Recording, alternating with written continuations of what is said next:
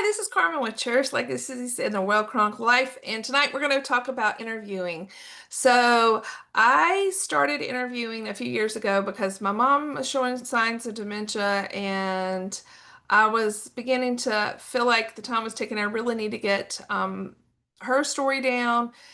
It was also my dad's 80th birthday was coming up, so it was the perfect opportunity. And so I spent a few weeks.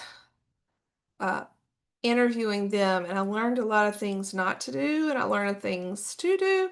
And so then I did, my son asked for me to do the story of his life, so I did some interviewing with him, and then my husband, and then clients. So then it went from there, and so I've learned a lot along the way, and so I'm going to share some tips about how to interview, and then I'll share how I integrate that into my forever account. So a forever count needs two essential things in my opinion, and that is breadcrumbs and layers. So breadcrumbs is anybody who comes to my great-grandchildren come to see my account, I want them to be able to follow the breadcrumbs to know my story. So everything I do in my account to organize, to write the titles, to write description, everything is about breadcrumbs of leading from one thing to another thing and to make my account as user friendly to other people uh, as possible. And then the layers of the cake are, so your photos and videos are like one layer, your titles, your tags, and all that's a layer. The stories you tell is a layer, and newspaper memorabilia is a layer. And then maybe the best layer of all is interviewing that brings all the richness to the cake and ties it in together. And so maybe that's the icing, I don't know. But so a great forever storage account has both of these things, breadcrumbs and layers, and the interview is a very important piece of that. So with everything, you start with a plan, be intentional, and ask who do you want to interview, make a plan of who you want to talk to. Is it a parent, a grandparent, a cousin? Maybe you want to start with what you want to know, and then who can I find that out from? Or maybe you want to uh, decide who you want to talk to and then what you want to learn from them. So you can start with one or the other, or you can start with, when kind of or why now. And so if it's coming up on a holiday, then maybe you want to do holiday traditions and the people who show up for the holidays. Maybe you want to interview them. For my dad, it was his 80th birthday. I wanted to tell the story of his life for his 80th birthday, so I started with him. But anytime is the right time to get started. And so there's different formats, and I really truly believe each format is different for a different person. And to really think about this to have a successful interview.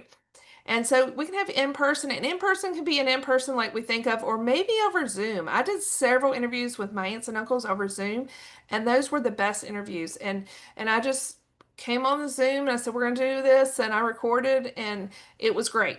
Or in person, and it can be in person, really formal sit down interview. We'll talk about that. Or it could be kind of on the sly. You're just kind of casually asking these questions, and you're going to hit record on your phone and not make it a big deal because that might draw them out and get them to answer more than if they were being recorded. Uh, Email, if you have somebody in your life that's a huge writer, email might be the best one. Google Form is ideal for group responses. I use this every year. You see this form on the right. I use the same form. It goes out at the end of the year, and it's for the year in review. And my family knows they just go through and answer. And my kids are great about answering a Google form.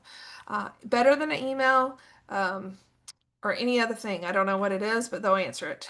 Text is another. If you someone you text with, and my parents would never answer a text. They barely answer yes or no on a text because they're not going to answer a long story. So that would not be the best for them.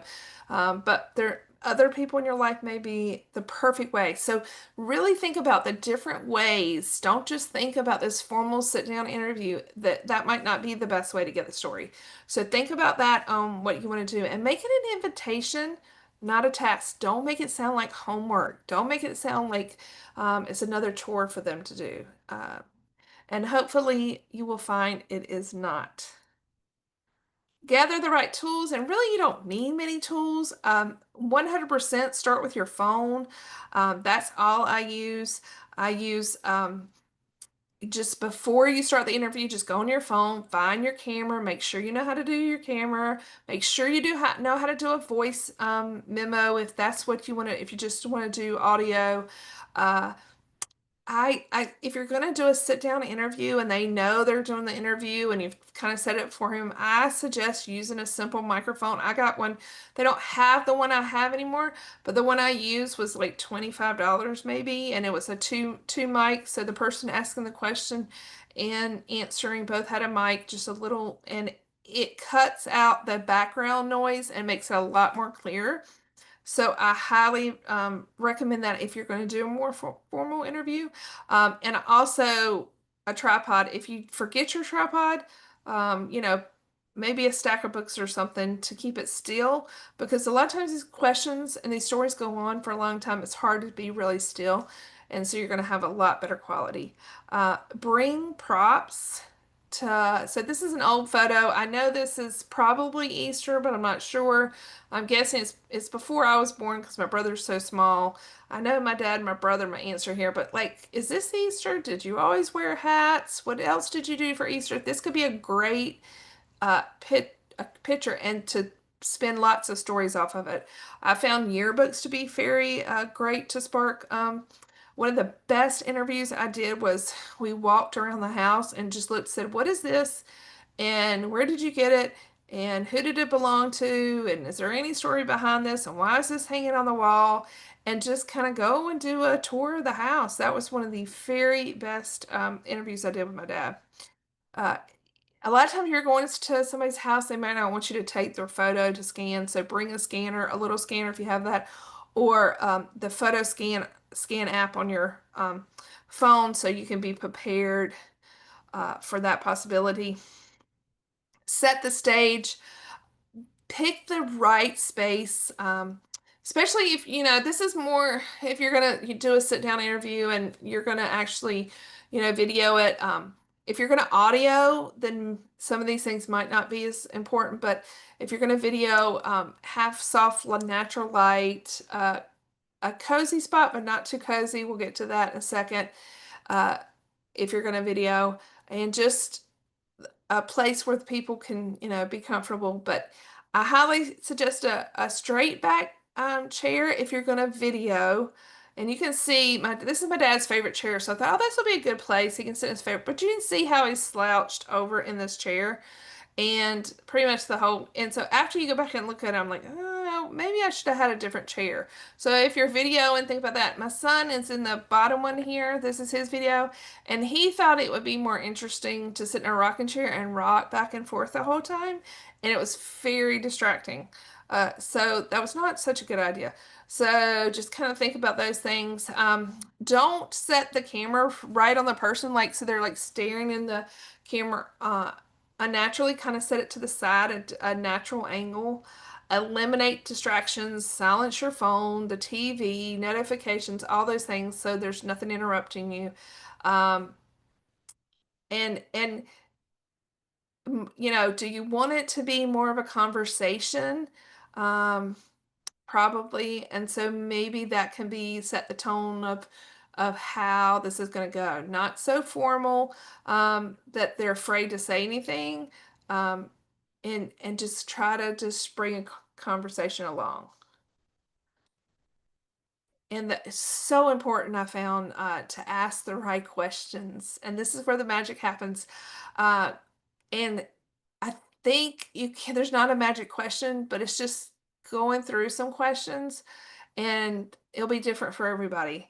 These are some of the ones I love, but there's so many more. I can share that later with you. I'm working again on my favorite questions to ask. But these are just some of them. What was a typical day like when you were growing up? So obviously that's not a question I'm going to ask my son, but it was a great question for my parents. Tell me about a moment you'll never forget. That's a question for anybody, any age. What advice would you give your younger self is a very insightful if you can get them to answer that. What traditions did you like? did your family pass down? Um, this is one of the best ones for my dad. Was how are you like or not like your parents? And that was so insightful and one of my favorites. What was the best decision you made this year? That's one of my questions for my year in review, but it could be what is your best decision for the your life? So that one's a fun one to ask. Very hard for me is to embrace the silence. The best stories often come after the pause, and I don't like silence sometimes, and it feels uncomfortable. But sometimes just let them think, and let them do, and then follow the detours. Don't be worried about the next. We'll talk about it in the next slide, but don't be worried about the next question. So, if they go off the track, let them go off the track totally, and that's where you're going to really get the good stuff.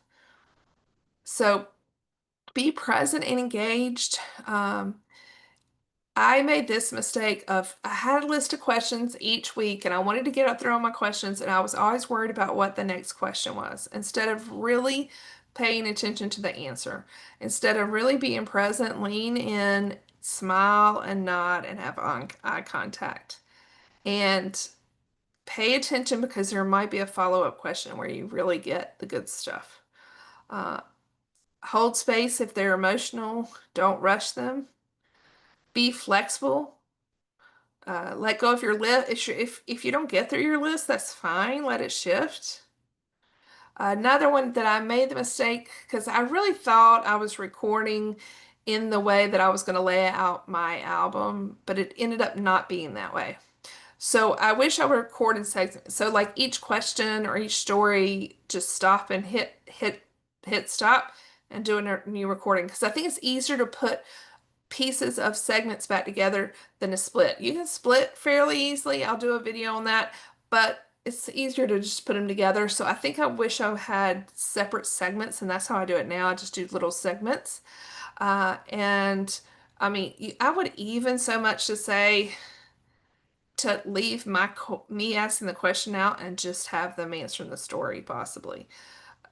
Because I really don't need me asking the question. Label them clearly, makes organizing later, and this isn't about perfection, it's about being present. So then what do I do with them? So this is my dad's story of his life, and you can see how I've broken it down into albums. And so for his, each one's a little bit different. So afterwards you can take it, you can put it through one of the AI, get a transcript, then you can take the transcript and have them write a story, which is a great idea.